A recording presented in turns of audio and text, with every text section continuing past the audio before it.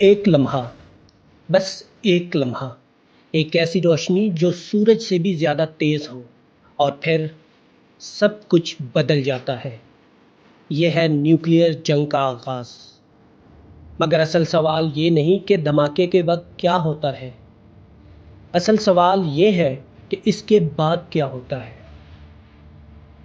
Nuclear دھماکے کے چند سیکنڈز کے اندر شاک ویو ہر چیز کو تباہ کر دیتی ہے۔ شدید گرمی اور کئی کلومیٹر تک عمارتیں زمین بوس ہو جاتی ہیں۔ لوگوں کو سنبھلنے کا بھی موقع نہیں ملتا۔ مگر اصل خطرہ ابھی ختم نہیں ہوا، کیونکہ اب شروع ہوتا ہے ریڈیشن کا خاموش حملہ۔ نیوکلیئر دھماکے کے بعد ریڈیو ایکٹیو ذرات فضا میں پھیل جاتے ہیں۔ اسے کہتے ہیں نیوکلیئر فال آؤٹ۔ یہ زہریلے ذرات ہوا کے ساتھ سینکڑوں کلومیٹر دور تک سفر کر سکتے ہیں، پانی، زمین اور خوراک کو آلودہ کر دیتے ہیں۔ لوگ جو بچ بھی جائیں وہ شدید بیماریوں کا شکار ہو سکتے ہیں۔ جلد کا جل جانا، اندرونی خون بہنا اور مہلک بیماریاں۔ اگر دنیا میں کئی نیوکلیئر ہتھیار استعمال ہوں تو ایک اور خطرناک مرحلہ شروع ہوتا ہے، نیوکلیئر ونٹر۔ بڑی بڑی آگوں سے اٹھنے والا دھواں فضا میں پھیل جاتا ہے۔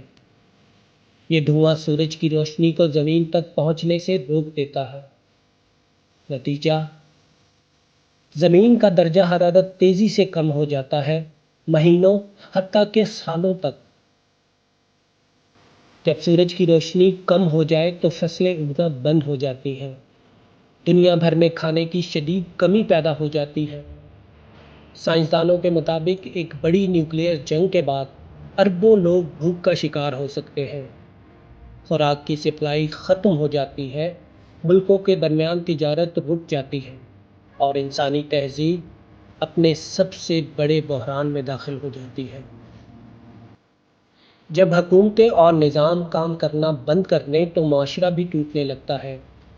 بجلی ختم، انٹرنیٹ ختم، اسپتال تباہ، لوگوں کو نہ پانی ملتا ہے، نہ دوا، نہ محفوظ جگہ۔ انسانی تاریخ میں شاید پہلی بار دنیا مکمل طور پر بدل چکی ہوتی ہے۔ لیکن ہر کہانی کا ایک اور پہلو بھی ہوتا ہے۔ کچھ لوگ زندہ بچ جاتے ہیں، زیر زمین بنکرز میں، دور دراز علاقوں میں، یا وہ لوگ جو دھماکے سے بہت دور تھے، وہ ایک نئی دنیا میں آنکھ کھولتے ہیں، ایک ایسی دنیا جو پہلے جیسی نہیں رہی۔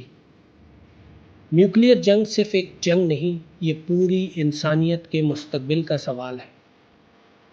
سائنسدان کہتے ہیں کہ اگر بڑی نیوکلیئر جنگ ہوئی تو شاید کوئی بھی حقیقی فاتح نہیں ہوگا، صرف تباہی، اور ایک ایسی دنیا جسے دوبارہ بننے میں صدیاں لگ سکتی ہیں۔